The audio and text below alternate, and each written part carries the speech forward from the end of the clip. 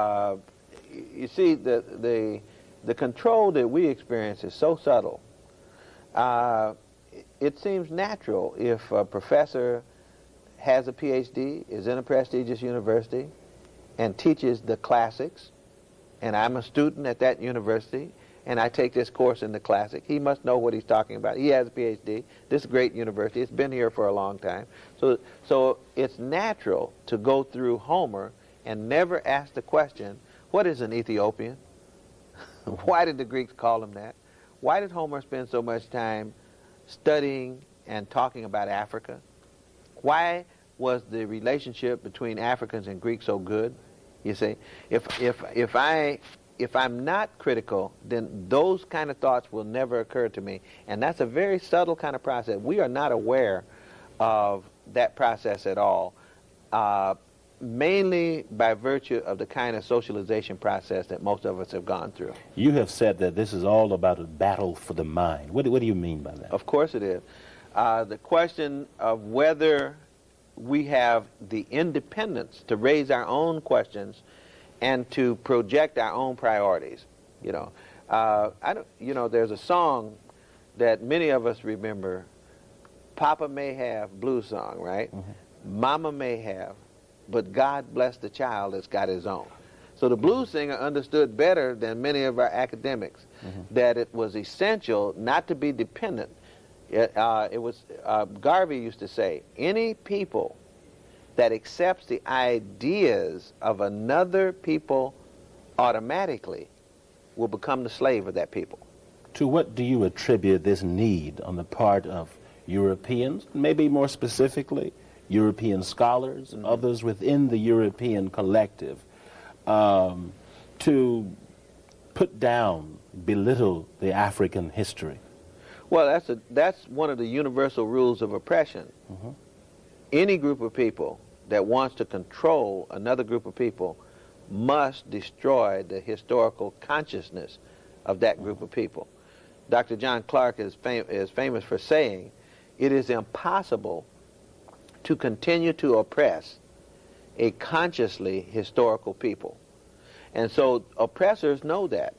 Mm-hmm. And one of their main military tactics is historical is a historical attack. The erasure, the suppression of history is a military tactic. It's the chief way of disabling a population. And so that is well understood.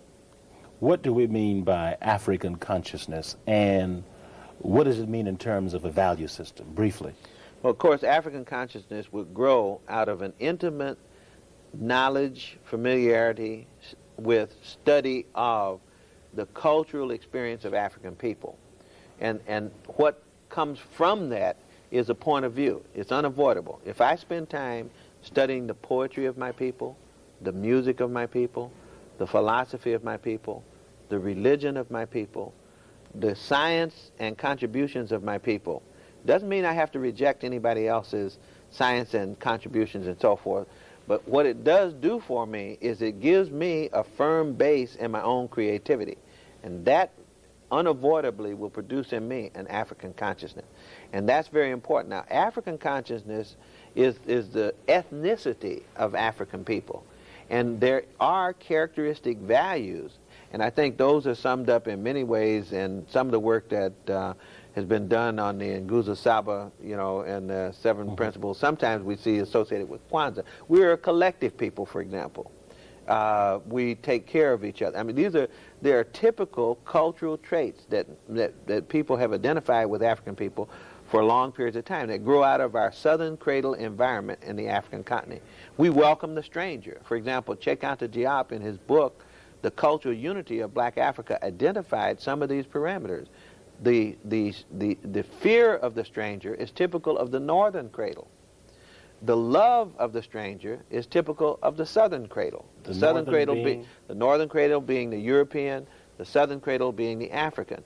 The Africans always welcome strangers. You could go to Africa, leave your bag, come back 2 years later. If you left books there, they present you with your books when you came back. That is actually an example that comes from the book The Strong Brown God by de Grammont, who talks about this explorer Clapperton, and that actually happened to him, where he had left some things and came back 2 years later, and his things were presented to him. That's how welcome he was made to feel. So there are many values. I can't go into all of them, but this business of people using the study of history to reclaim its mind, its consciousness. How unique an undertaking is that, and how do we know it will work? Well, it's not unique at all. In fact, you name me a successful group nationally, and I will name you a group that's invested heavily in the reclamation of its history. One example of that would be German people who, the Grimm brothers, for example, are said to have collected fairy tales in order to reconstruct the ancient history of German people so that they would have a basis for identifying themselves ethnically as a people to mobilize nationally.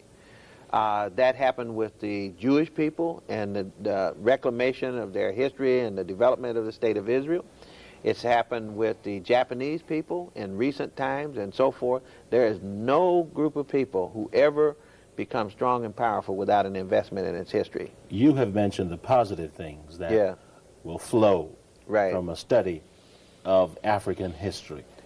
But are there some negative things that can flow from it? There are some negative things that can flow. For example, if we allow ourselves to glorify at the expense of truth, in other words, we're so hungry for an appropriate positive identity that we begin to give false meaning or false interpretation to the facts of our experience. So, for example, that we would skip over the negatives in our experience. And see, everything isn't positive about Africa. Some things are positive, some things are negative. Say that again. Everything isn't positive about Africa. Nothing is positive totally about any group of people. We have our pluses and we have our minuses like all other people. If I'm blinded by the search for glorification so that I can't honestly appraise what my true experience has been, I will be misguided in the use of history, even though it may feel good.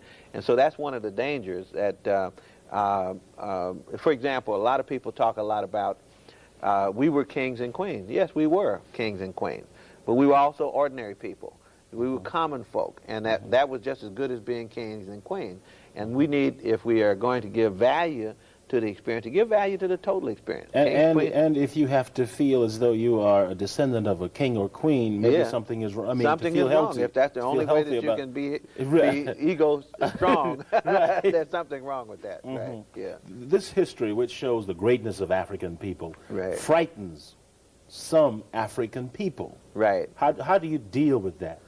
Well, and why do you think that is? People who are oppressed, they have something called the Stockholm Syndrome that talks about how hostages react after they come out of captivity. That many of the hostages act almost as if they don't want to come out of captivity. And when asked how they were treated as hostages, they start talking about how well they were treated as hostages. In fact, it's called the Stockholm Syndrome because one of the Stockholm hostages married one of their captors. So there was that close an identification and intimacy between those who oppressed and those who were oppressed. So that is very typical oppressed behavior, to lose track of one's moorings and to glom on, so to speak. So that example says what about the African American experience and the relationship? That many of us may have become too comfortable with a dependency relationship, and that independence is frightening. That taking on the responsibility associated with making your own choice, that you not only make your choice, but you have to live with the choice that you make. It's sometimes much easier to have someone else take care of you. So, what have you found to be the best way of sharing this information with people who are just now coming into this information? Well, I only know one way to go, and that's straight ahead. And I found that it's straight ahead. It doesn't hurt anyone. I don't mince words. I don't hold anything back. I talk to the children just like I talk to the adults. And I found that people are amazingly strong and able to pick up the conversation if it's presented to them. I don't think you have to